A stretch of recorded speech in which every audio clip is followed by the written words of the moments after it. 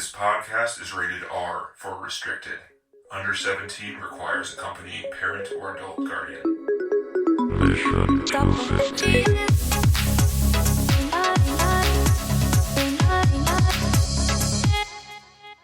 All right, guys, we doing this? We're doing Mission 250 podcast. We're back. Yeah, I guess. Great. Yep. Kind of forget how to do this. I don't recognize these faces on the screen that I'm seeing. Yeah, it's been a couple of weeks. Two guys sitting here. One of them's got glasses. One of them's got a hat, and that's about all I got. Yep. That's what they look like. That's about right. Hat. Losing more hair by the minute. Yeah, look at Stop that. pulling it out, John. You're not supposed to pull on it. Help me. Stop it. Stop. I'm frustrated and angry. Oh, Oh, man. yanking on it. What am I Jesus. going to do if I don't pull my hair? What am I going to pull out my eyebrows? No, I want them full and bushy. So you can look angry because you need That's your right. eyebrows to emote angrily. That's right. Right. Yeah. So I'll have to pull there. So what do we do here? We watch movies. We typically watch the best movies ever made. And I say typically because that statement would have been accurate maybe 2, 3, 4 years ago. What's the year? I can't tell anymore. I don't know. It's a long time since we started doing top 250 movies. But man, we did them almost all. We went down that list. We did. Aren't we all the better movie watchers? Actually, yes. I think even TC is probably not. He's nodding a little bit. I don't know. I don't know. I think I'm actually like enjoying more because of it now. Nice. I've like gone the opposite direction. Is it because we watch good movies sometimes, John? Like we did this week? No, but I also think I don't know. It's just I was thinking about this like with this film. I'm just starting to just enjoy it in general. Yeah, John. All right. I know. Right. But Yeah, I'm just talking about like I was thinking about this. Like I don't know. I think watching all the films has helped me just like enjoy different parts of things more. Or enjoy it when it's good. Yeah. Or just take what's good. I mean, even if it's not all good, I can see parts that are good and I'm happy. Yeah. Because we all know that when it sucks, we're not having that. Boy, yes. We know that, right? So When that's you true. That's watch true. a good one. So Yeah. And there's also something with to keep talking about this topic about how smart we are with movies. There are some movies that are made for some people and some that really aren't made for other people. And then there are some movies potentially like this one, which might be for literally everyone. For everybody. Exactly. Yeah. Like package and product and Everything. A nice And if you shiny don't- wrapper on it. A little If you buff. don't read the titles of podcasts before you hit play, this week we watched Project Hail Mary, which Yeah. is a Lord and what's his name? Phil and Lord?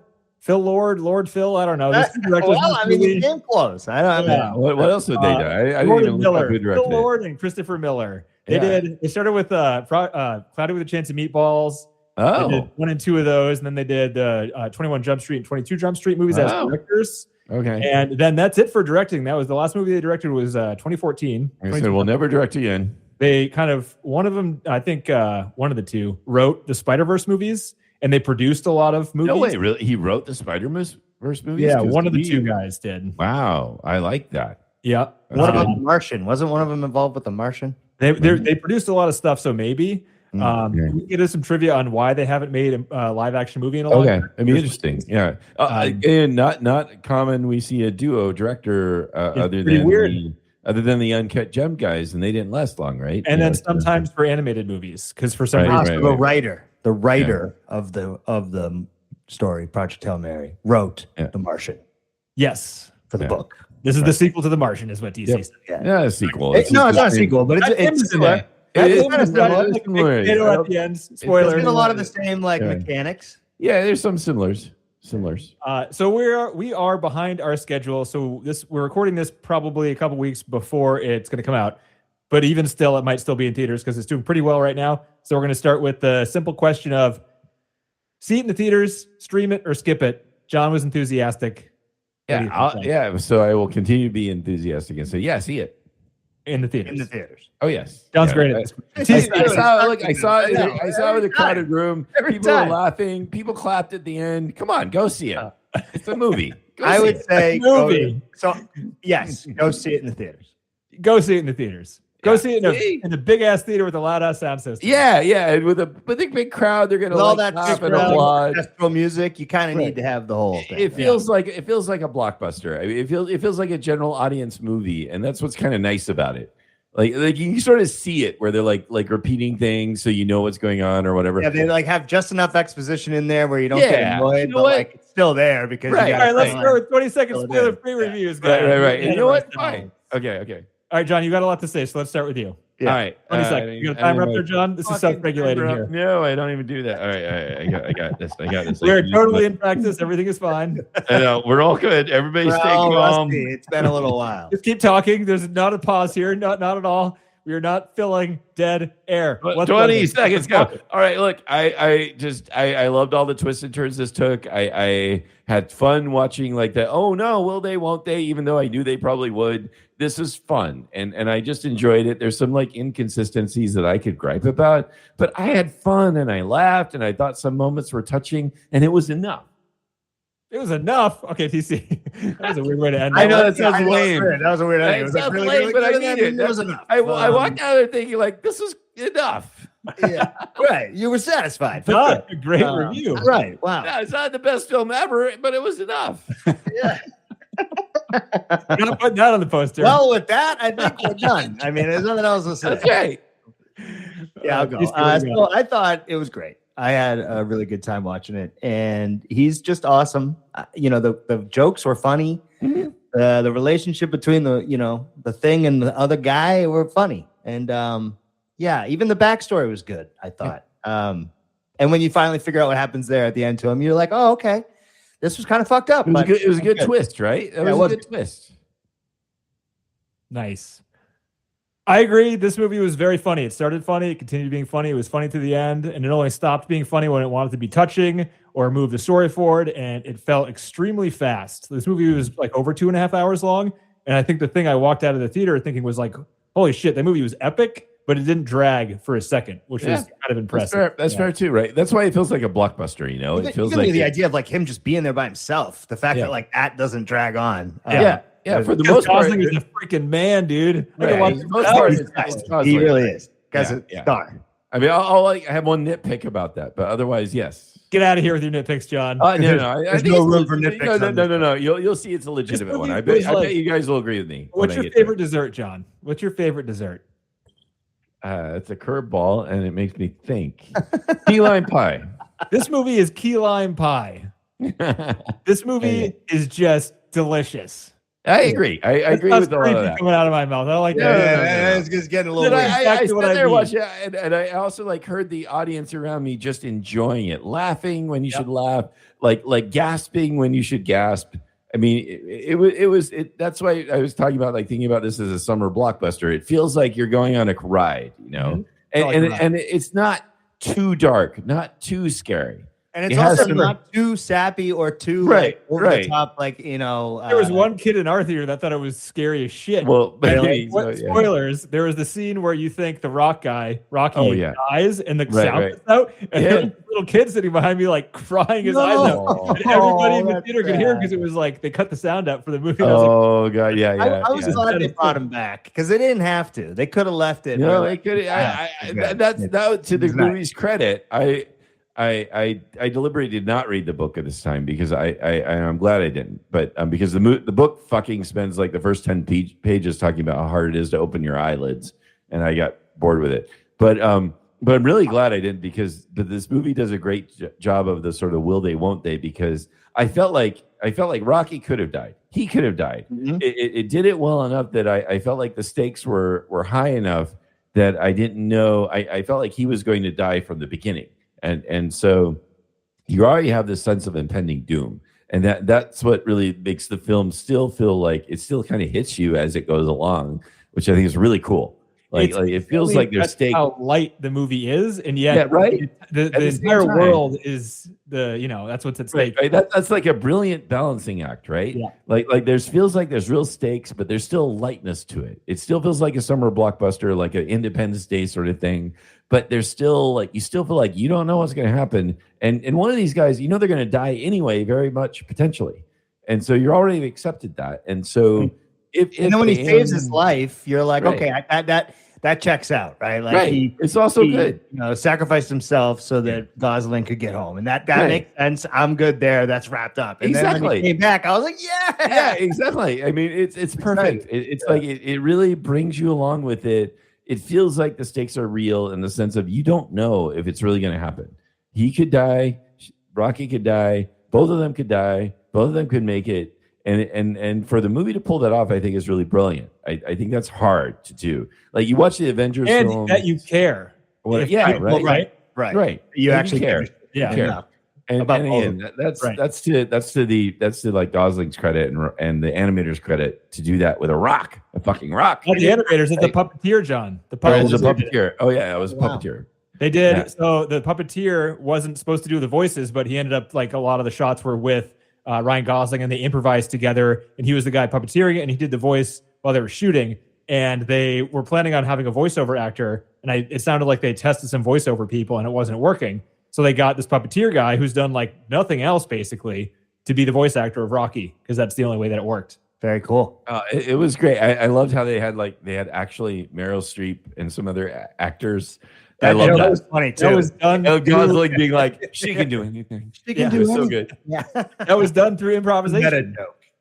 Like Oh, really? it's crazy. We can get into Like, like because these it's a guys- movie theater or a movie. That's person beautiful. Talking about No, a movie that, actor, yeah. And it's just because like they know these fancy production people that someone had Meryl Streep's phone number and they're like, hey, we're making a movie, and someone improved on Hey, set. can you say a line or two for us? And You she's know? like, sure. Sure. How much you pay me $30,000. That sounds good. That's a $10,000 day rate, and Come on, we'll be there tomorrow. Yeah. Also, I love it. Did you guys? I So when love I that. started, when they first introduced Rocky, I was like, "This motherfucker's gonna get fucked up." Like I thought Gosling was gonna be like, because I had no idea where this was gonna go, and I didn't know if it was gonna stay like this light movie. I was like, Right. This that could get Rocky's so back? dark if like this thing actually wants to kill him, and because I didn't see any trailers, so I didn't really know. No. But again, much about it, credit to except the for, like, movie. on Credit TV. to the movie. You didn't know where it was going to go. Again, Right. that's what I really loved about this. There's so many curveballs with this, and each Like one the of fourth it. act. Yeah. The fourth Each act one- really caught me off guard. Yeah, 'Cause they don't do exactly. that now. No, I agree. I mean, I still have. There's a criticism on that one, but again, The movie I was love wrapped it. up. We were almost rolling credits, and then boom, we have another 40 minutes left of the movie. I Oh know. my God. Yeah. Crazy. It's. And I was a kind of great excited. story. I was like, So was I. tonight. Right? I was Yeah, kind of Think about that, exhausted from the TC. journey. Like you're not bored. Usually you I know? get sick of it. You know, Yeah, I mean, right. how many times have we Right. watched a movie where by like 2/3 in, I'm talking about Yeah. how boring it is, Yeah. right? Not on Right. this one. I was having a great time. No, this really felt like a thrill ride. It really felt like a great summer blockbuster, and it's doing well, and people are seeing it, and it's fun. It's like I also kind think of some of this Artemis shit is also like part of. there's that, right? doing Yeah. well. Like, 'cause you're like, we've been thinking about astronauts for the last month or two, right? And now we're watching this movie about an astronaut. So like, it's kind of there's like a couple ways that's coming at us. And The astronauts got to screen this before they went into space, and this Really? was Did they? the first movie they projected this movie into space. Oh, that's awesome. oh wow, Yeah. But so here's my one thing that's hard. Although on one hand I love it, on the other hand there's a hard thing about it. On one hand, again, spoilers for sure. That's why people should go see it. But that he involuntarily went, right? Yes. That is it's a cool curveball.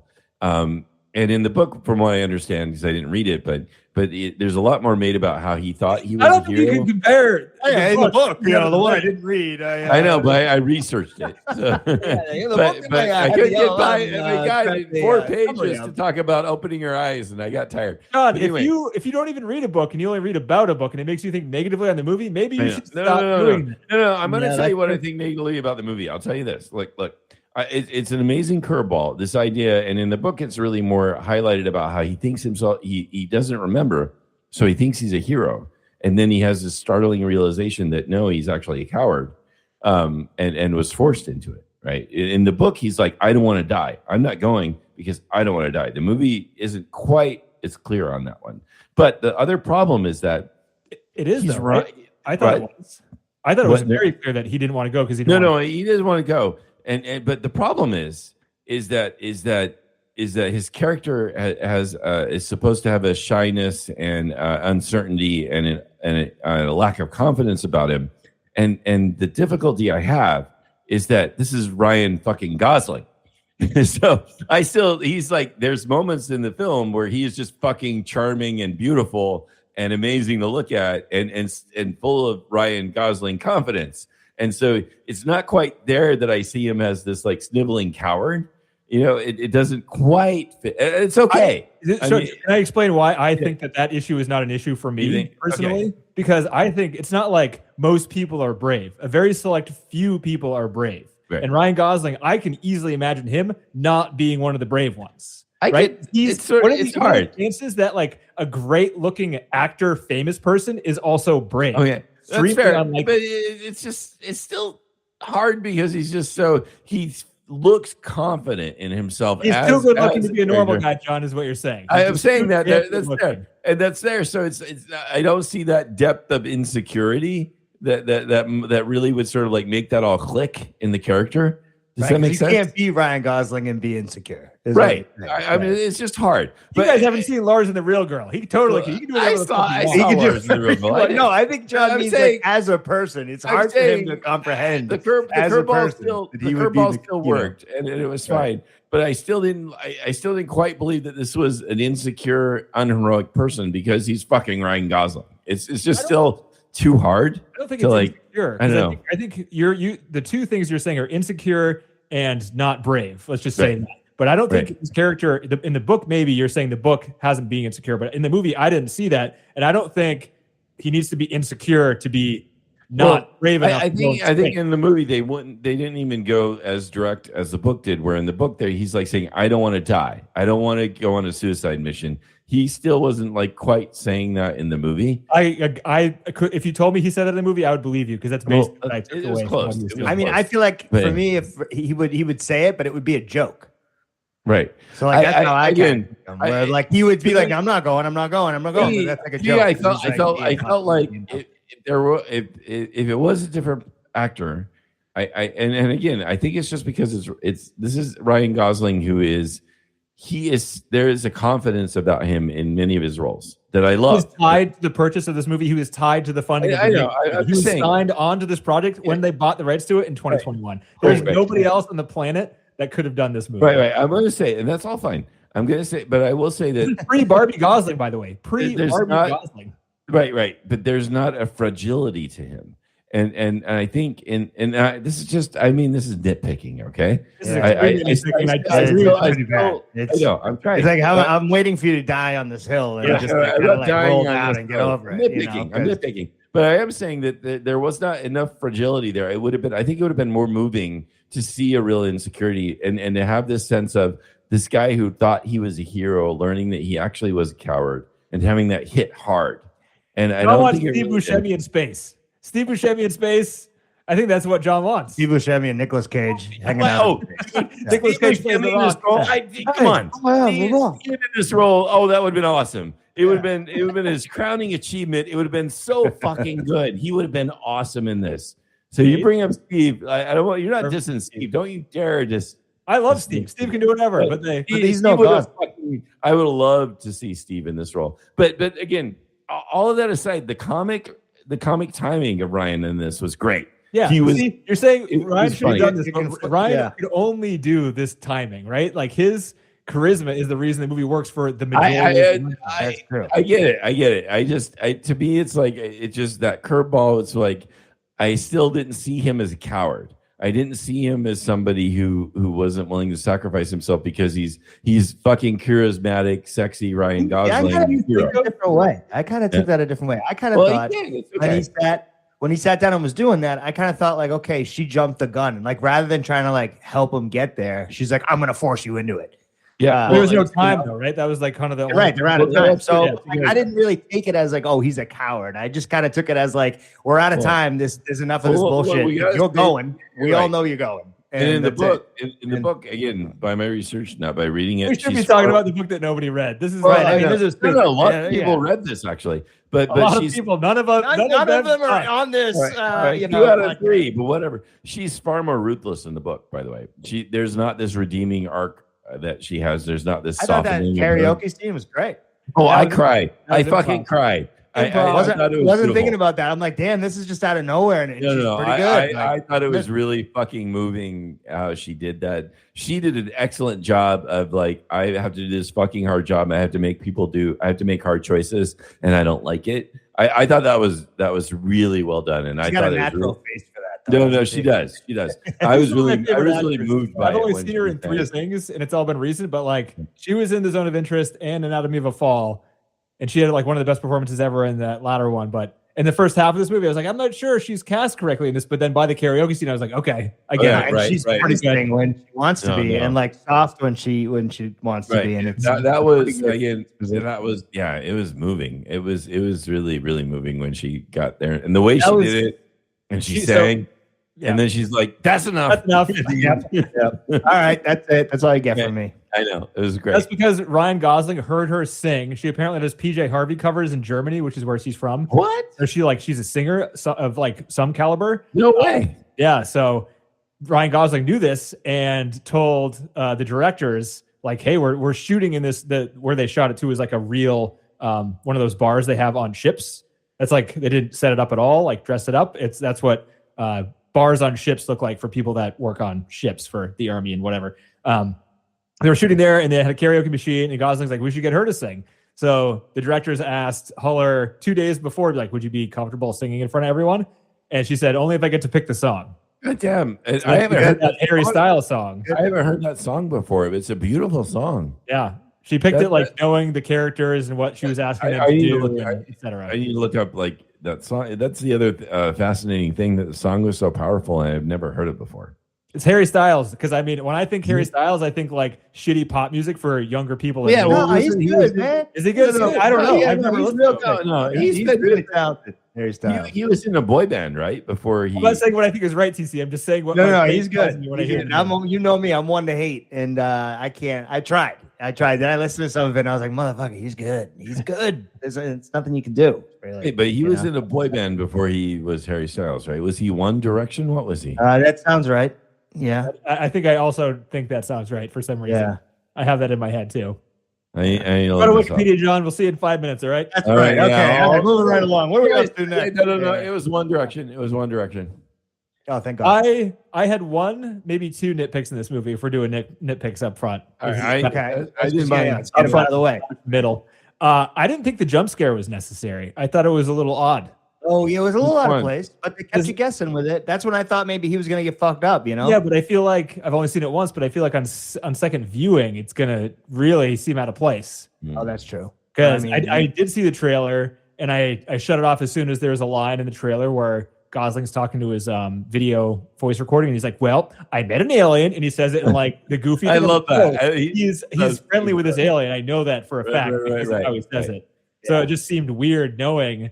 Oh, that's true. Well, it's more like the marketing team chose that one to show the world, and then it kind of like sold the tickets. Yeah, right. Tickets. Sold the tickets. I know, but it really feels like it reminds me of Leo doing such a great comic like performance in One Battle After Another.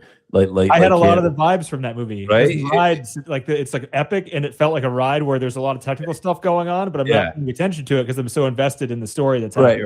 Right. And you've just got this. You got this lead character who's just like able to pull off this humor so well, and he's not trying to be funny. His character is funny. No. His character is like nervous and whatever, right? And so he's still pulling off the humor, and I love it. I think it's very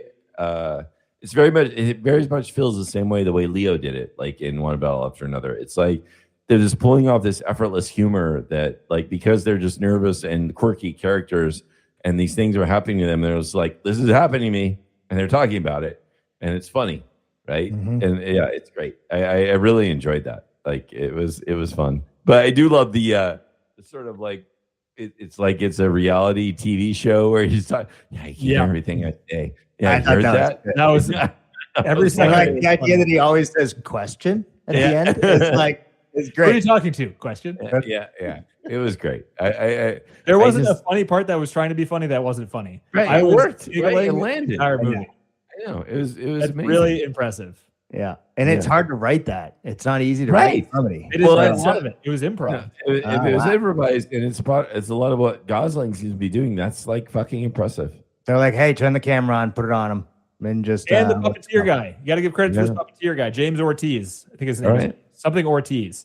Yeah, James Ortiz. Puppet guy out of nowhere, improvising with Ryan Gosling. He got cast because they had a bunch of puppeteers come in to show off. This guy came in with his own model of the Rocky guy, which was good. But the reason he got cast is because he started bossing Ryan Gosling around. So one of the biggest things they had was a concern that anybody would be able to work with Ryan Gosling. Right. Because They'd be scared of him, and they'd be like, "Hey, boss, whatever you want to do, boss." Shit, who Ryan Gosling was. He was like telling Ryan Gosling what to do. They're like, we got to hire this guy. This is perfect. That's awesome. Because I do. This is a great buddy movie, and I love it. It's a great, in terms of, and it's just a fucking puppet rock, which is again awesome the way it works. Like that's amazing. And he's cute too. It's like a cute little animal almost. Cute puppet rock with no facial expressions, right? Yep. And so, like all the things that you want. It's like a freaking key lime pie. Right. I agree. I like. Yeah, it's pretty cool. And it's like a giant bag of Skittles, TC. Yeah, there you go.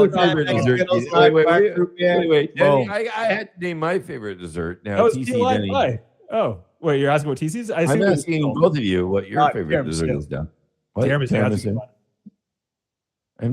What are you doing? I'm not a dessert guy. Can I say like beer guy? I like beer and I like meat.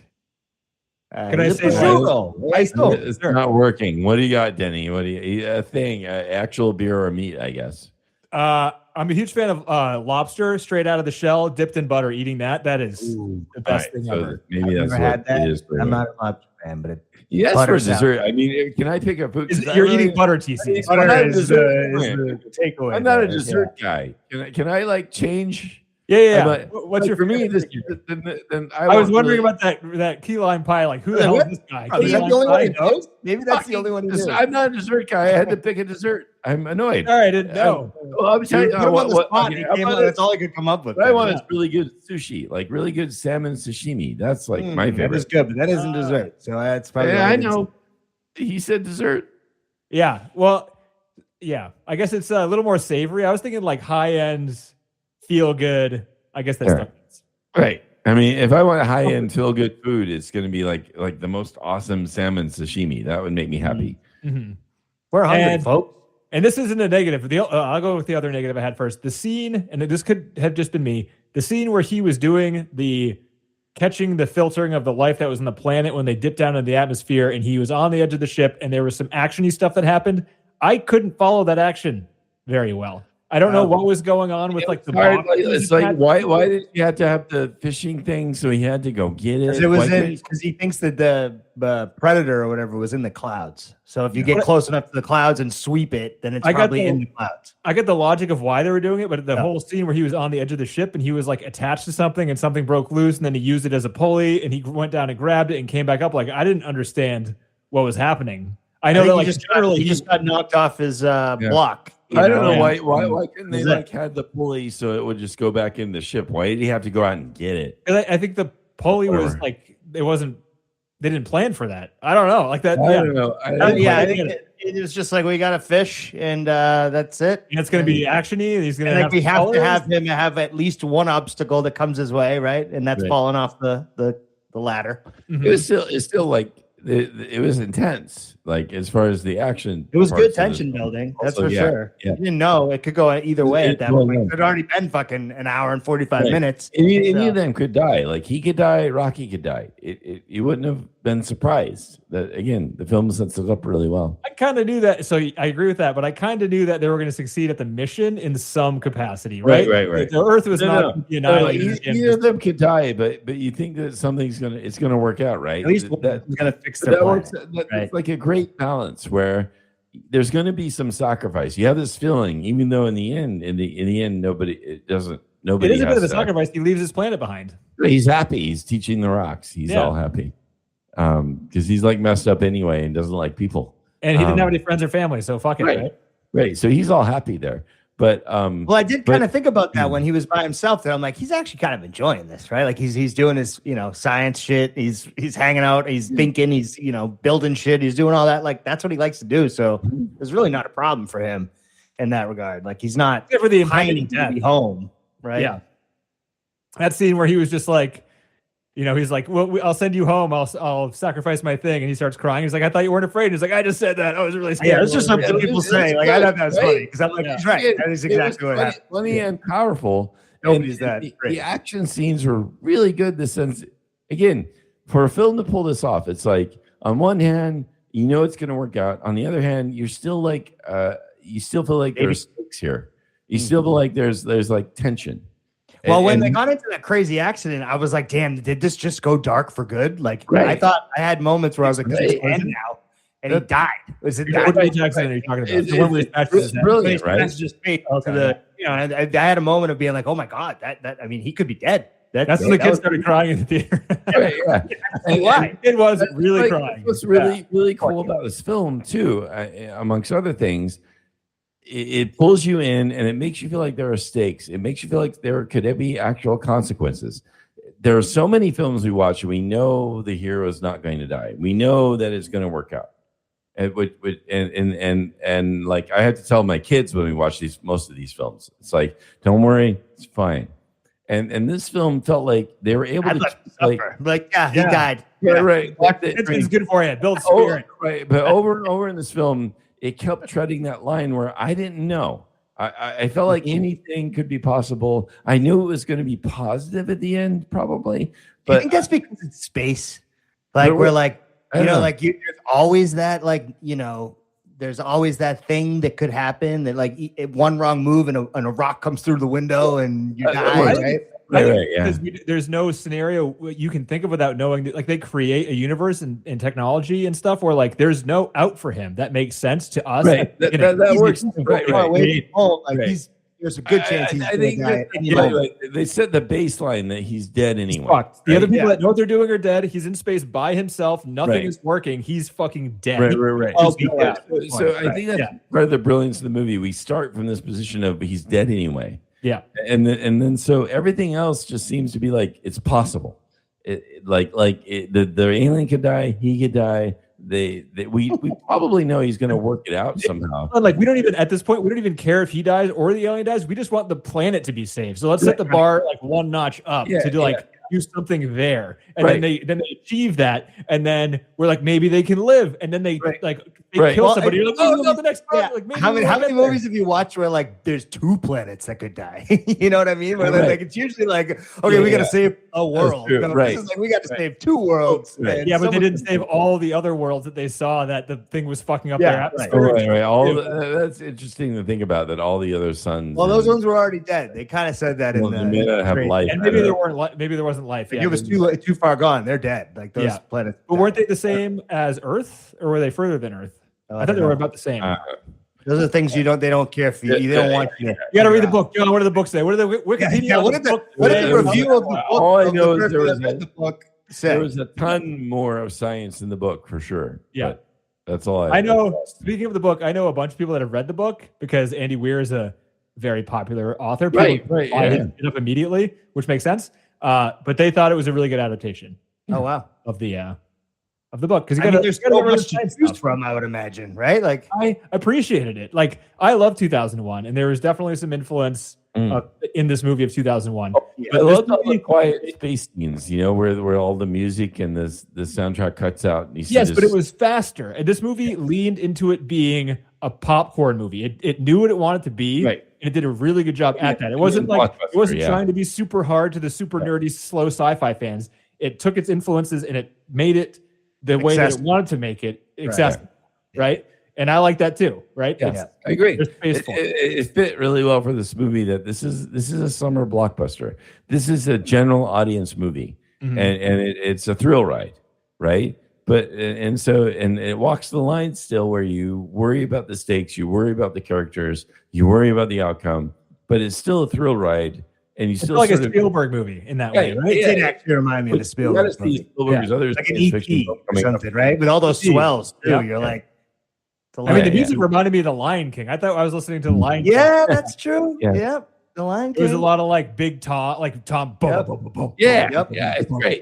I enjoyed it. It was good. I was like, this is almost too saccharine for my taste, but I'm fucking loving it. You're on to the ride, right? It's got you. That's again the movie. It's like one of those movies where you want it to be a ride, so you can like go to Universal Studios and be like, I went on the Project Hail Mary ride. This movie also felt like what a Marvel movie wants to be, and it succeeds in all the way that Marvel movies fail frequently. If not, they just laid a bunch of people off, so maybe they'll get better. Marvel, It's because they had that big bloated ship that was like reached its peak 10 years ago and has just been slowly going down. And there's a new CEO in town, so he's going to get rid of fucking most of the people there. I mean, but I don't want to say firing people is good, but whatever was going on at Marvel before this was not working. So there needs to be some turnover. At least the people making decisions and saying, yes, let's make the same movie over and over again every single fucking time. Right. This movie doesn't do that. It has an original idea. Sure, it's based in a book, but the idea is cool as shit. It's a lot of we haven't even talked about the effects.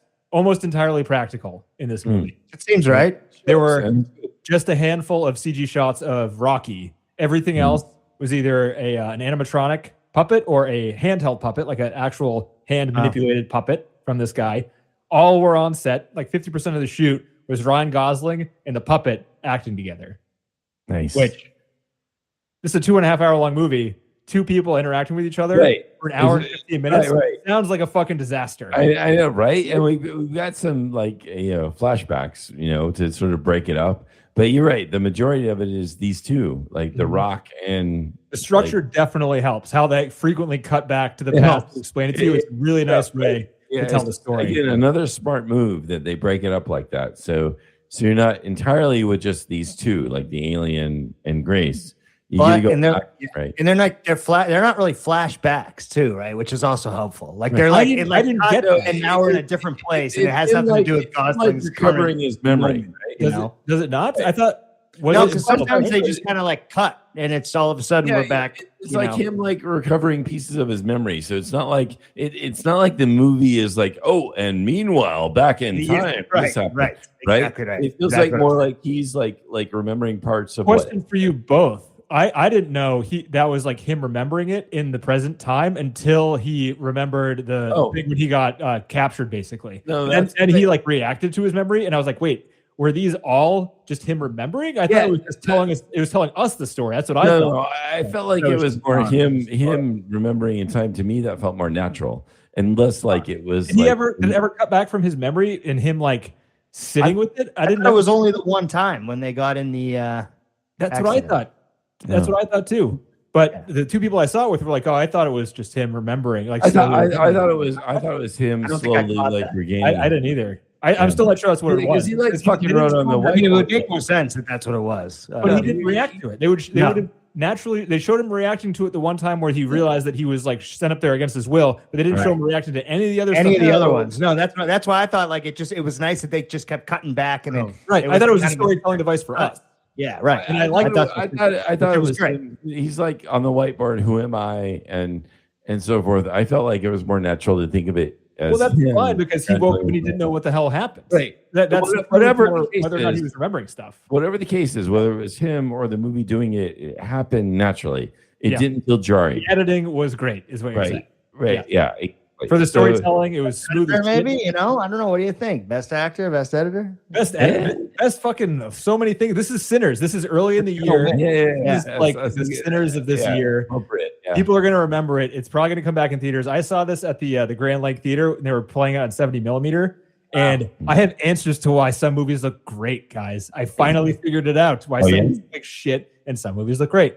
But 70 millimeter? They film this digitally. But what they do is they film it digitally because it's cheaper to film. You can manipulate things fast, and like then you quicker, film, and then you download it to film. You could pick which film you want. Once you have the image you want digitally, then you put it onto actual film, and then you rescan it so you get all the characteristics of film on what you have, but you get to have that pre-film stage of cheapness. It's like pumping your recordings into the room and re-recording. Yeah, and only hasn't for some reason. Not a lot of movies do this because I think you either get a budget for film or you get a budget for digital. There's the new Batman movie, The Batman, and the 2 Dune movies have done this. And those movies look fucking fantastic. They do.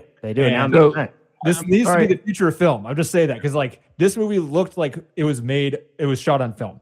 And I couldn't tell. And even if there's ways to tell, I can't tell, but I can tell fully digital. And this scratches my itch of being afraid of the future digital world. Just print it onto film and rescan it. That fixes the problem. I'm sure they've evolved that process so that it looks more realistic. Or it's probably not that easy.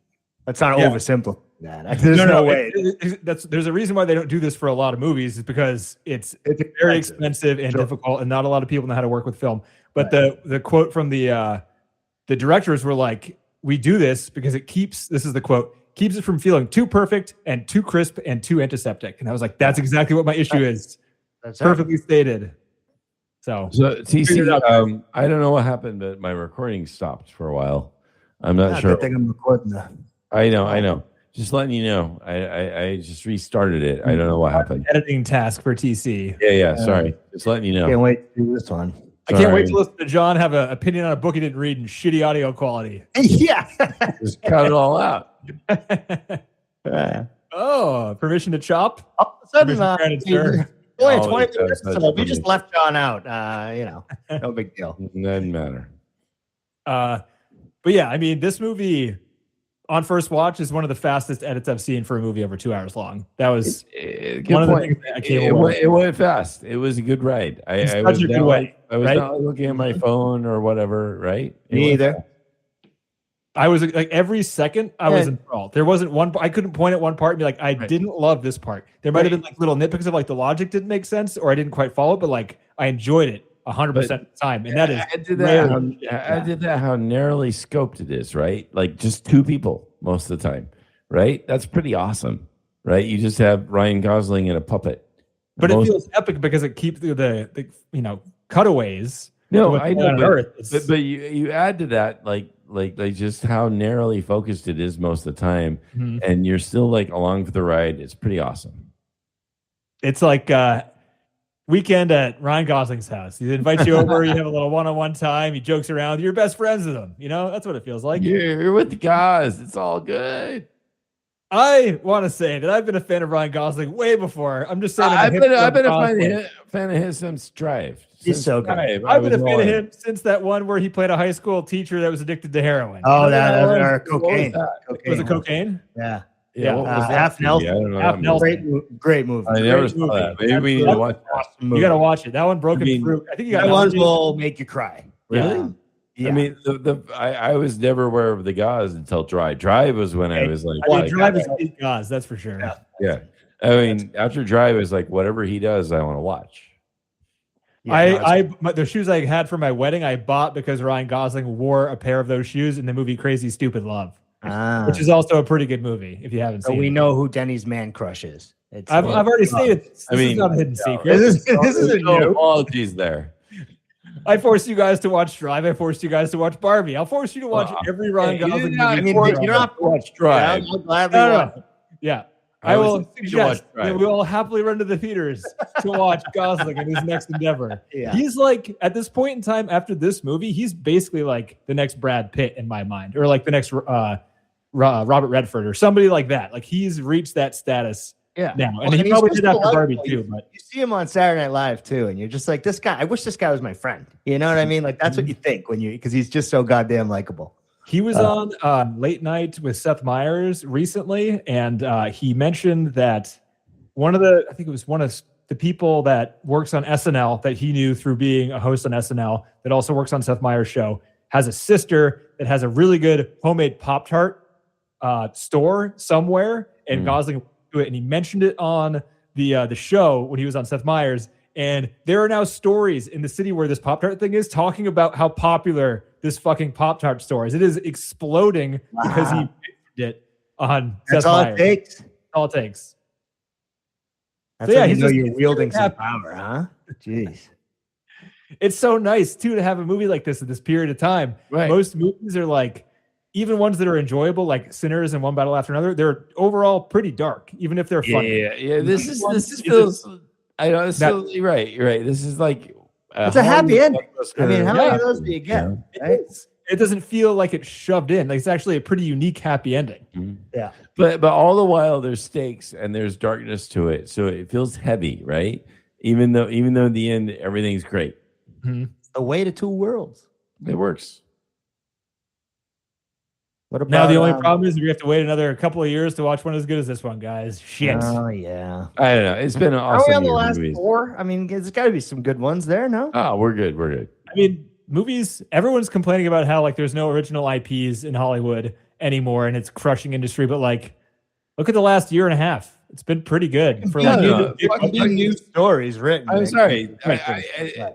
In a time that like we've been watching these films that I've been like really paying attention. Sinners, one battle after another. K-pop Demon Hunters. This one, no. This is great. Yeah, we're in a pretty good period of time right now. And these are big budget movies. There are a lot of smaller movies as well that are also. I don't know what people are talking about because this seems awesome.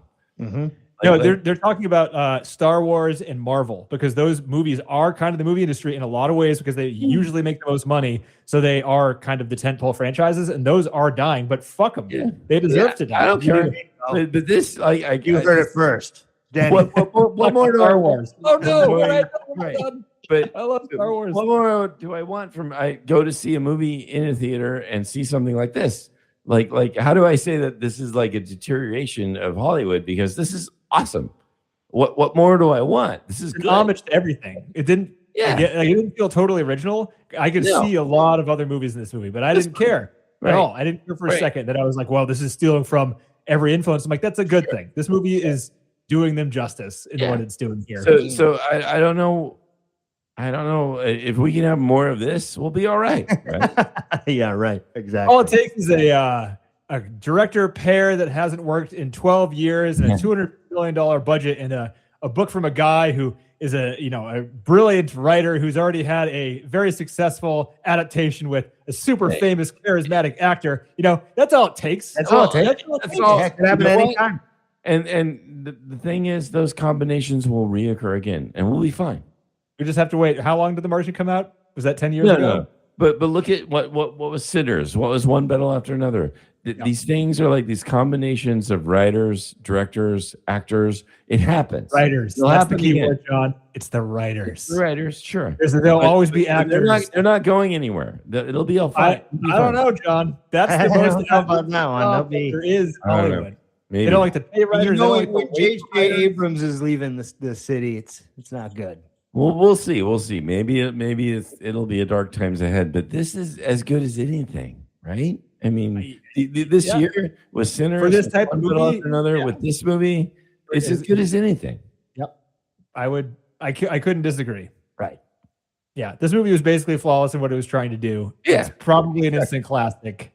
I'm definitely going to watch it a lot of times. I said that. I'll have to go to the theater and watch this. This is like an E.T. type of movie where I think there's like when the kids are able to watch it and not be too scared, it's a great movie. And maybe let them be a little scared. Listen to Guillermo del Toro. They can be a little scared. Just let them live a little bit. They got to learn about the world / outside the world. You got to learn about. We're talking about taking them to this one to learn about aliens because we got to learn about aliens. That's fair. I had a question on the logic of the movie. You might be able to explain this to me very easily. So Gosling had the computer. He was doing a thing where they were like, he was saying a word. He'd like put up a clock. Somehow the alien knew the numbers. Like, that's fine. That was good enough for me. Where like, he's like, this is my clock. And he's like, that's your clock. Somehow he put that together. He's a genius alien. I buy it. But then Gosling is inputting all these words into his computer so that Gosling can understand the alien when the alien says stuff. How does the alien understand Gosling? Is the alien so smart that he can understand him? I think the alien was doing something in parallel that we just didn't cover.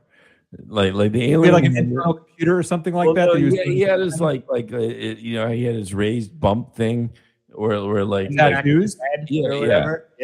Like Ryan early on when he's teaching his class and he shows the sound waves doing like physical like. Mm-hmm. I think that the alien had something like that going on, and we just didn't cover that because it would have been too tedious. So you just sort of like assume the alien's got his own parallel thing going on that's enabling this. Right, like talk through the technology. Yeah. And you just like let it go because it's just working. I let it go. Smart alien, yeah. You spent a perfect amount of time explaining it, and I was like, I get it, and I don't need this to be totally accurate. This is going to work for the movie. Yeah, we've agreed that this is fantastic. Right. We now moved on to where they can just talk to each other so we can get on with the film. That's fine. Yeah, and the movie seemed to know exactly how much everyone was willing to tolerate for everything like that as it went along. Right, but they'll show his effort. They didn't need to show the alien's effort because that would have been too tedious. So we just move on, right? Same thing. Just edit it quick, make it seem snappy. There's an undisclosed period of time happening here. He's got the whole thing figured out. They can now talk to each other. All right, here we go. Next part of the movie. And now we're good. We pick a voice. Now we pick a voice. Right. Time for more laughs. couple of celebrity cameo in space. Why not? That was fun. I love it. So yeah, that what else do I got for trivia? What else we got in the movie, guys? You got anything else? I think I'm done with the movie. Talk about done with the movie. I just marvel at they knew Rocky was a rock. They knew he did not have a facial expression, and they had to work with making him charismatic despite him not having a face. And I think there's a brilliance to making Rocky so lovable with him not having a face. Do you know what they drew inspiration from? Pixar lamp. That first short they ever animated, it didn't emote, and it only had 5 points of movement. And Right, like, but it still like jumped around and then looked at you like, what, man? And people felt like it was a real thing. So it's like, we can do that. If they did it 20 years ago with less, we can do this here. But I loved how they pulled that off, because that to me was really cool, that he's this rock and you care for him. He's not sitting there with some smiley, frowny face or anything like that. And I'm curious to when that happened, because it wasn't instant for me, and I'm sure it wasn't for you guys, where I saw him first and I was like, he's a human. It was like through his movements and his actions. And there was at a certain point, and I hadn't even realized when it happened, I fully realized him as like a humanish creature. And I was like, well, that I don't even know when that happened. Again, that I think is one of the brilliant things about the movie, to pull that off, right? That he's not sitting there with some stupid smiley face.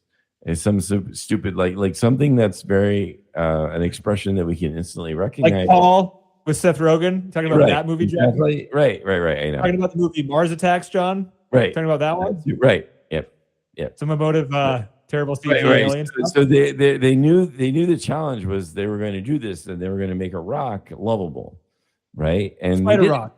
Right. They did it, and it was cool. It was.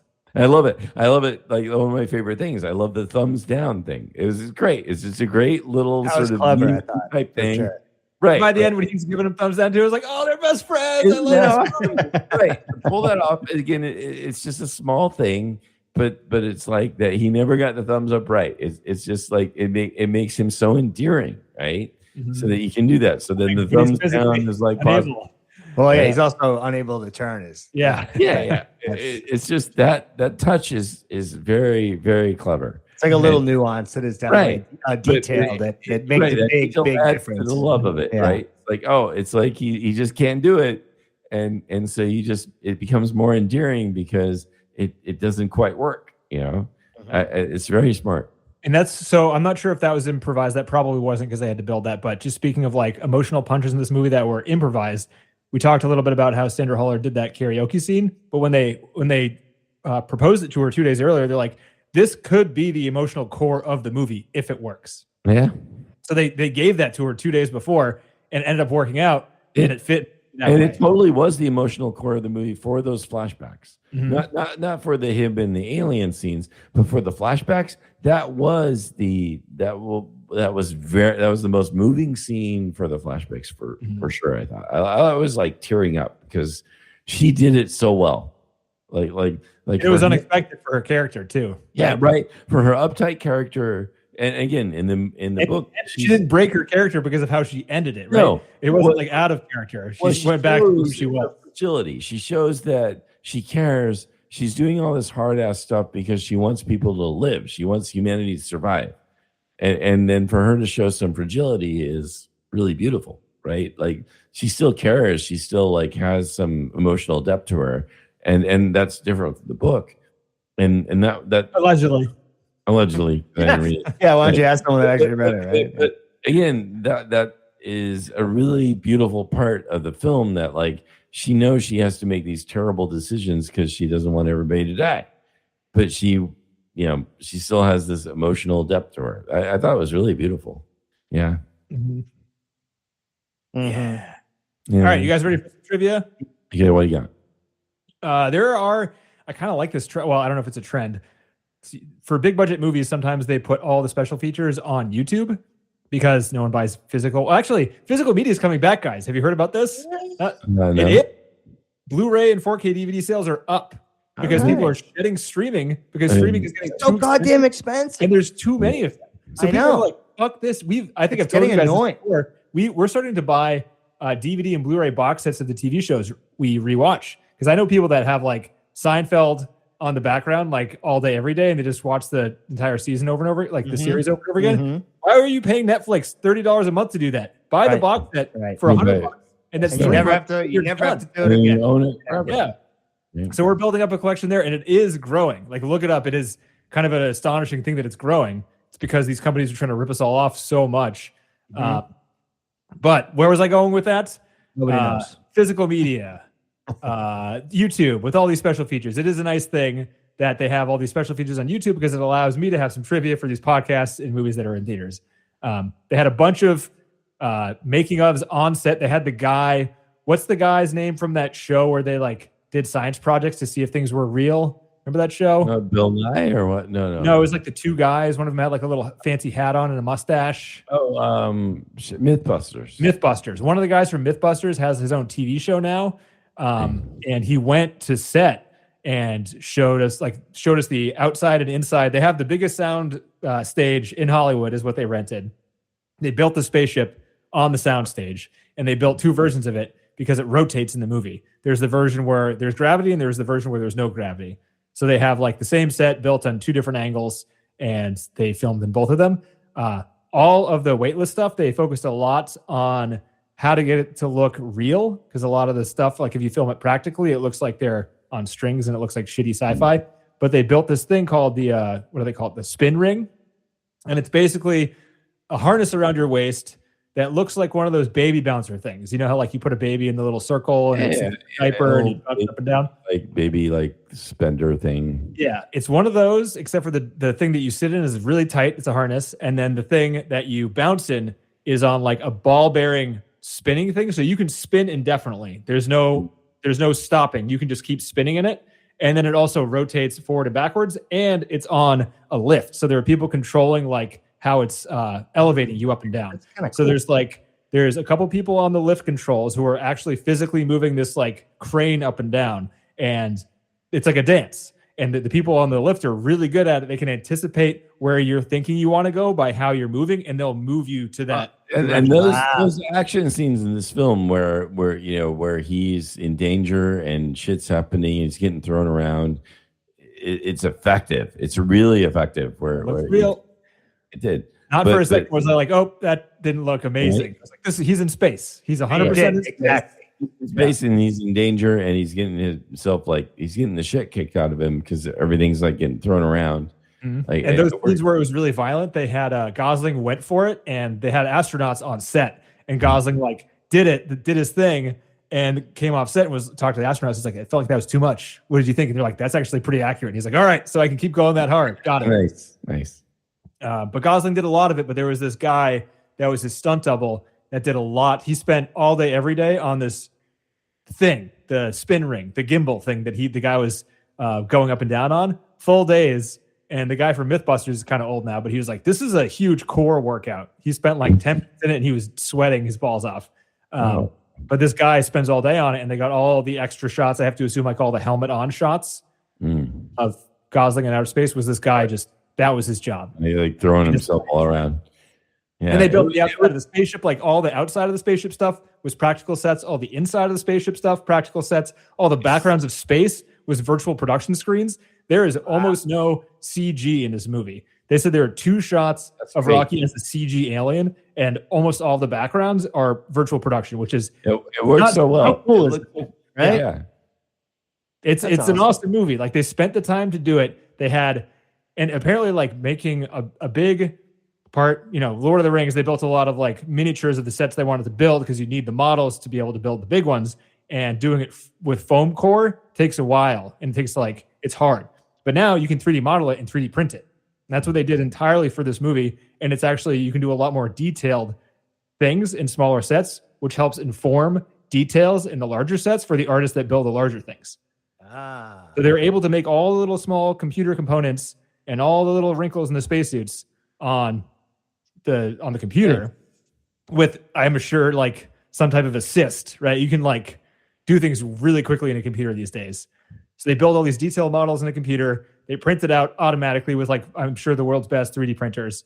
And then they have these artists go in and build every little thing with direction. So they don't have to like think about it. They're just doing exactly what was already done, just with, colors, knobs, computer screens in the spacecraft, all that stuff. It's pretty cool.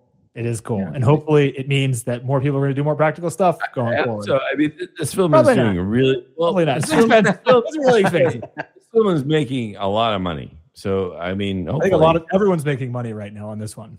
Yeah, so it's good. It's a great movie for the industry. It's a great movie for the art of it. It's a great movie for people watching it. The world. And the world. And we need it right now, don't we, guys? Holy shit. We really needed this one. It's a big win for people's emotions.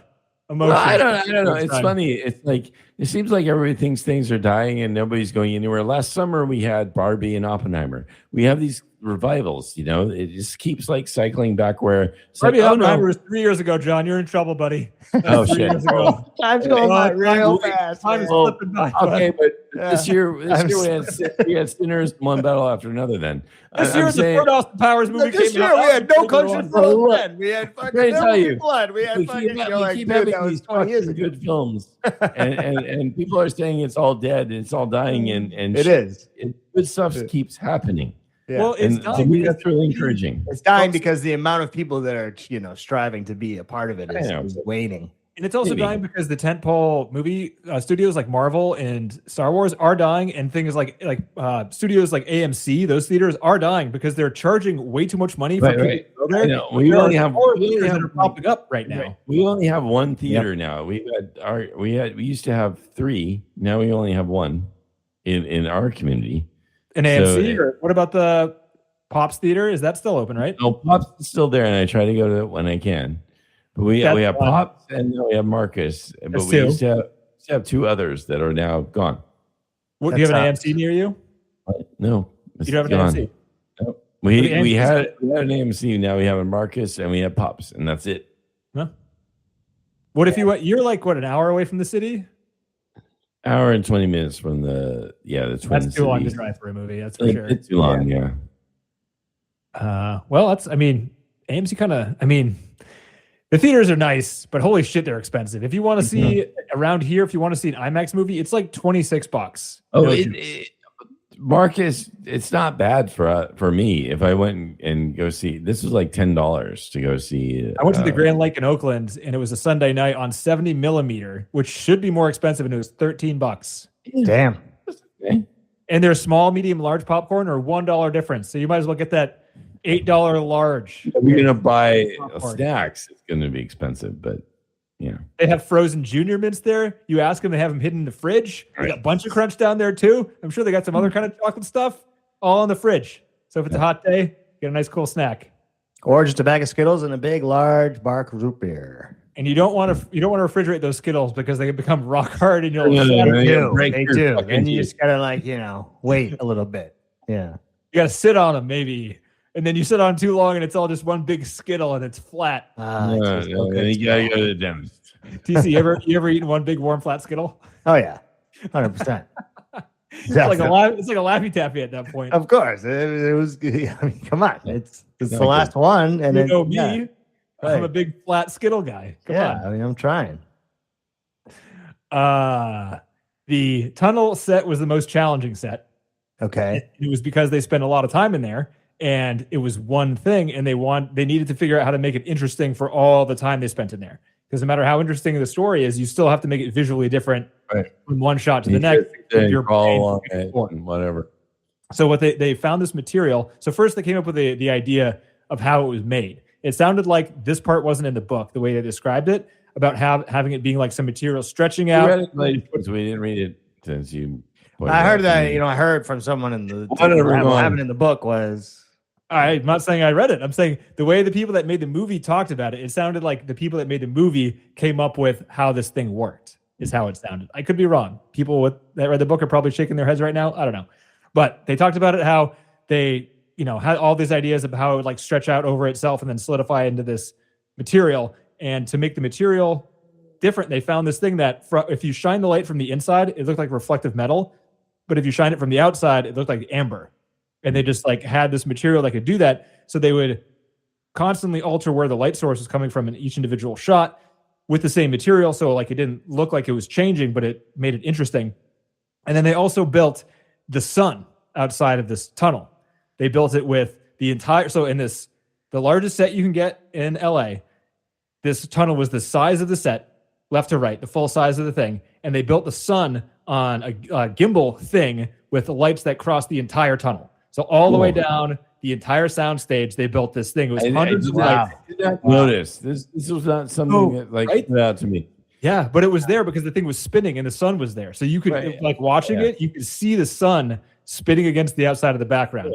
To do this, they couldn't use LEDs because the way that LEDs work, it doesn't work on digital film. There's like, it flickers a little bit. So they had to use incandescent lights, which is a lot more power efficiency wise. Wow. So they had to pull power from literally every other studio in the studio park they were filming at, and literally across the street from those studios. Because usually the studios have a street down the center and there's studios on either side.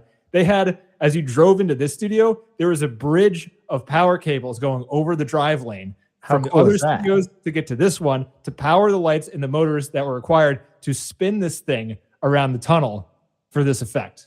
Wow. Fucking and you wonder why people don't like that. Look, spending I love it. I think that's awesome. You know, I know, but I love it that this film feels like the people who are making it loved it.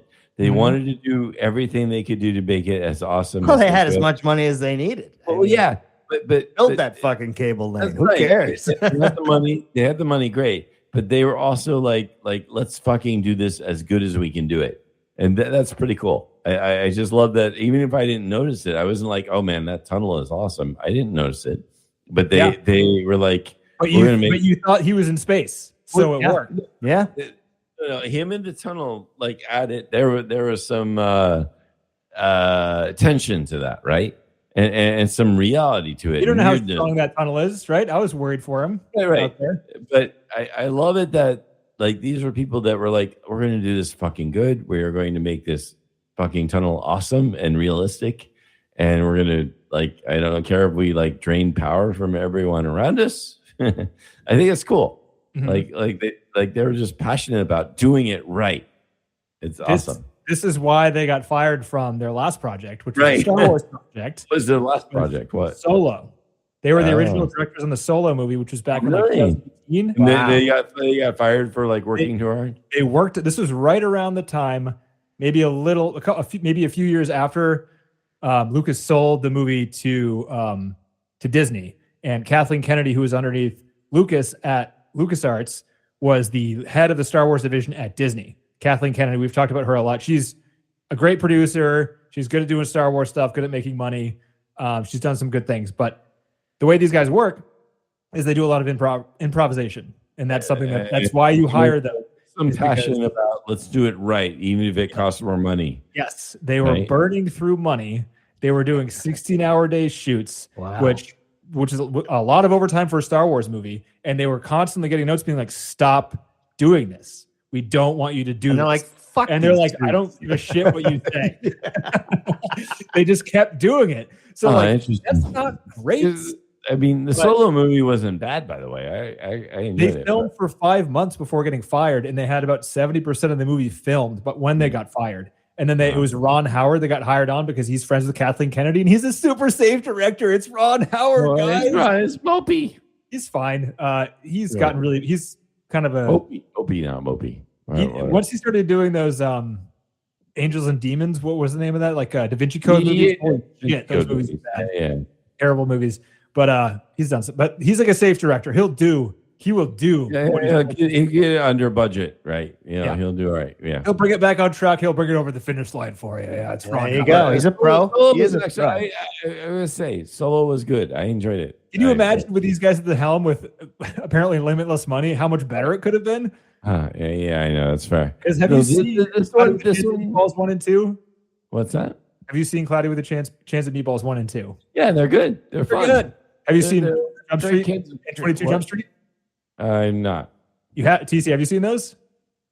You should watch them. They're great. It's Jonah Hill and Channing Tatum pretending to be high schoolers, and they're cops, and it's a comedy, and it's very funny. It's good stuff. I vaguely remember that one. Yeah. And then the Spider-Verse movies. Put it down the bowl. Spider-Verse movies are great. Spider-Verse movies are fucking awesome. They're my favorite Marvel movies to date. Yes. So. Yeah. So these guys know what they're doing. I'm happy they finally got this project. They were tied to it. So these guys were tied to it as soon as it was bought. The book rights were only sold for $3 million, which seems low. Seems kind of low, yeah. Low for the guy that wrote you guys made out like bandit. Yeah. Right. Yeah. So it's pretty low, but maybe he has a cut of the back end. Oh yeah, that would make more sense. Yeah. Yeah. Unknown about that. Because after The Martian, The Martian did great. You think that this movie would be sold for high, but yeah. Mm-hmm. But it's weird that this movie also had Lord and Miller tied to it and Ryan Gosling tied to it from the beginning, which was way back 5 years ago. So that's a long time ago. Yeah. Yeah. So that's why they haven't done anything in a while, because they were tied into a long production project and got fired from it. Well, hopefully this redeems them. It's like, oh yeah, they're redeemed, dude. Holy shit. Right. Because this film is. I don't think they were never not. I don't think they ever cared. I mean, they didn't seem to care at all. Good for them. They're still making so much money, producing all these other movies. Yeah.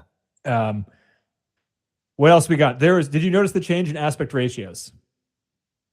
No. Neither did I. Kind of surprising, right? When they were in space, it was more of a square.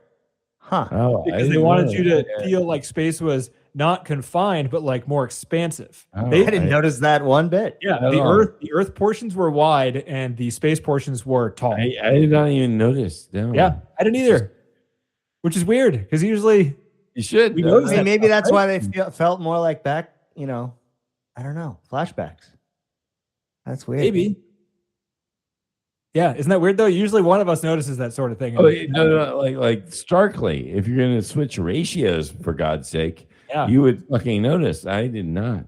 No. Maybe the transitions were so smooth that the space transitions had space on the top and bottom, so it was going from black to a different thing, and it wasn't it wasn't so obvious. Square to a different shaped bright square sort of thing. Right. Yeah. Maybe once you're outside, it's so consistent that you don't notice, because it's best editing.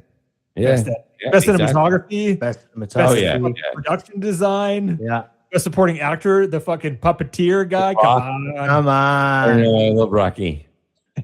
Yeah, I'd say it's a must see. That guy's gonna go down as one of the best non-human creatures in a sci-fi movie of all time. I agree. Yeah. I agree. What else we got here? Shot digital. I already talked about that. Aspect ratio, solo production, 3D printed models. Adam Savage in a stunt suit. And they built the spaceships off of the ISS as it is now, plus future technologies from all the different countries of the publicly known information. I did love the scenes, how they were moving the spaceships around, and it felt so kinetic. It was again really well when they done. were attaching the spinning ships together, I was like, this is Interstellar, but I give a shit. This is awesome. Right. These are actual people. Yeah. This is as good special effects wise, but there's a story here. I love it. It's so good. We don't have a sub human morality involved. Oh man. Would you put it in the top 250? Hell yes. Oh, yeah, I think I would. I would. I think this for front runner easily for this year. So I mean, run away with a lot of stuff. Not just that, but I love the aspect of this as popular entertainment. This isn't an art house film. This isn't you got to be intellectual to enjoy this. I love how this fits into anybody should just love this, and that to me makes this special too.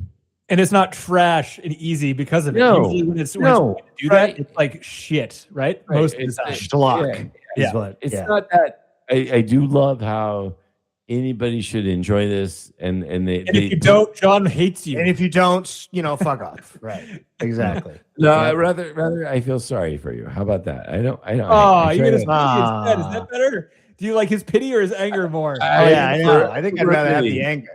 I know. I prefer the pity. Sorry. I can work with the anger. The pity, I'm all confused. Yeah, that's just going to make me upset. I don't know what anger, I can fight back with anger. How do I fight back with pity? Yeah, you can't. There's nothing you can do. You just sit there and shrug your shoulders a little bit. Yeah, you're right. You're right. Right? This movie feels like they tailored it to everybody, and it's still so well constructed. I think like that they didn't like cut from things to make it so that it works for everybody. Like the entire story in its holistic view actually made sense. It's natural. And it was good. Form is acceptable. Right? It wasn't like the studio trying to cut it down. Yeah, like what you're saying, TZ. They're not trying to cut it down to make it accessible. It was the entire thing was exactly. They're not pandering to you, but it feels like, I don't know. It's not like someone sat down in some stupid boardroom and was like, we got to cut out like this whole third because it's got to fit this other audience. Like that it didn't feel like that at all. No. Yeah, that's another thing that makes it special, I think, compared to like a lot of the other films we see where we love it, but it's going to be selective. It's like certain audiences might like this. And I think that this film is special and that like anybody should see this and love it. Agreed. There you go. And with that, in this movie, so just a couple more things. Sorry, guys, a couple more things here. This movie is currently rated number 87 on the top 250. Okay, nice. All right. That's right. All right. It was made for about 250 million. Needed to break 500 to be profitable. It's currently still making decent amounts of money everywhere, and it's like about 550 million. So it's in the pile of cash mode right now. Very so nice. That's good. Plus, I'm sure it's going to get re-released at some point because.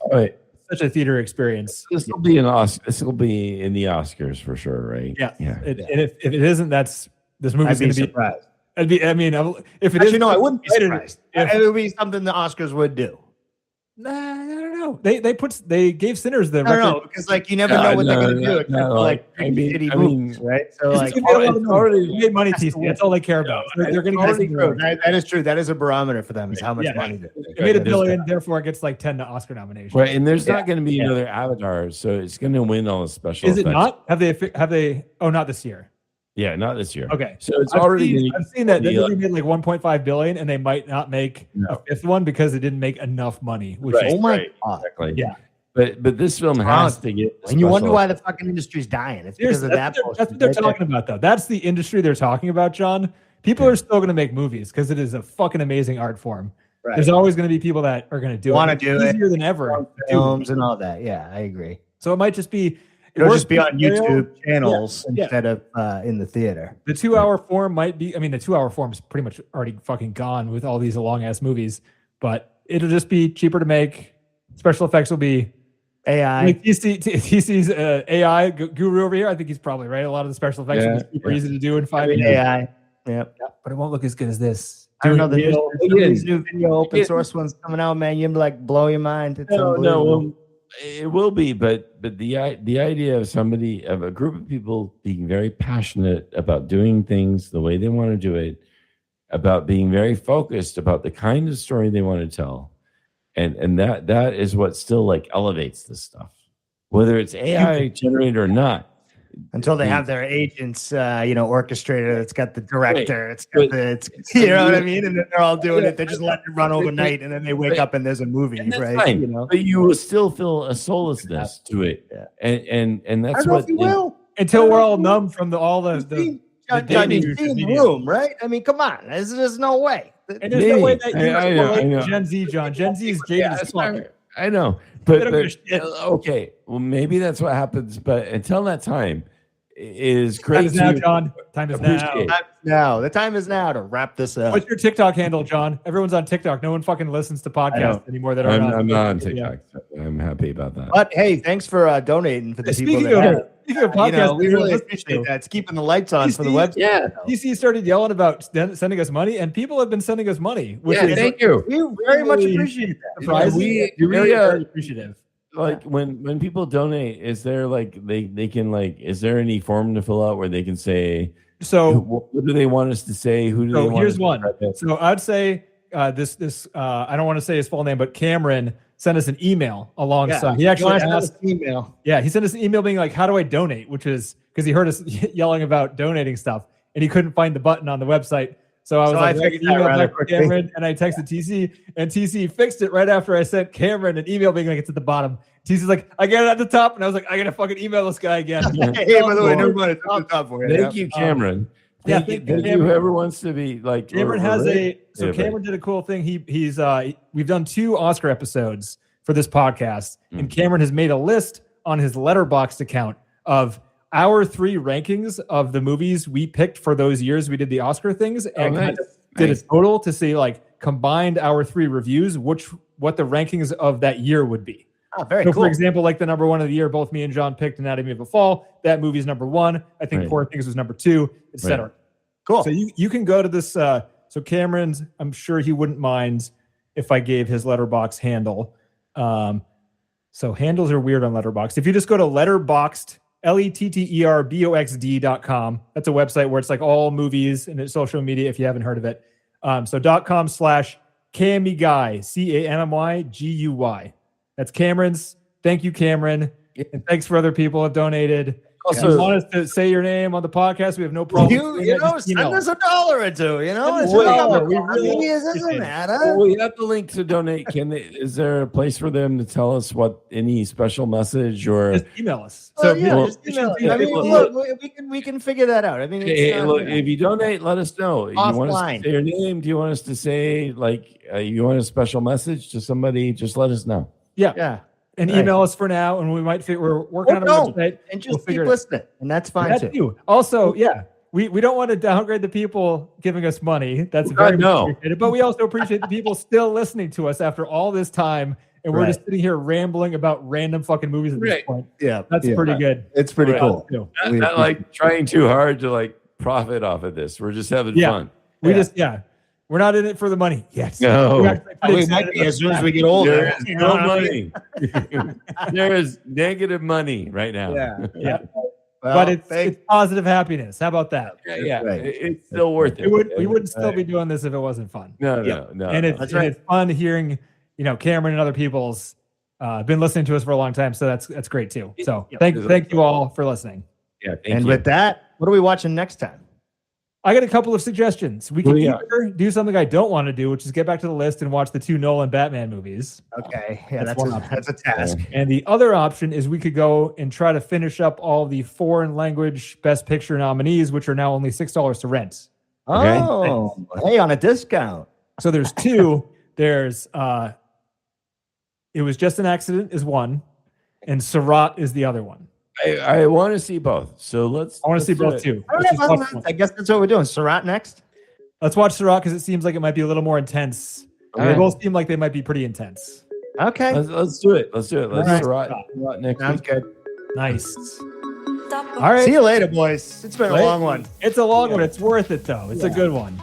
It was a good one. Yeah. Thanks, Talk to you guys next week. Hey, I suggested this one, by the way. I just want to point out. Good job, John. Thank you, John. Thank you. You did a great job. I did a good job. All right. Later, guys.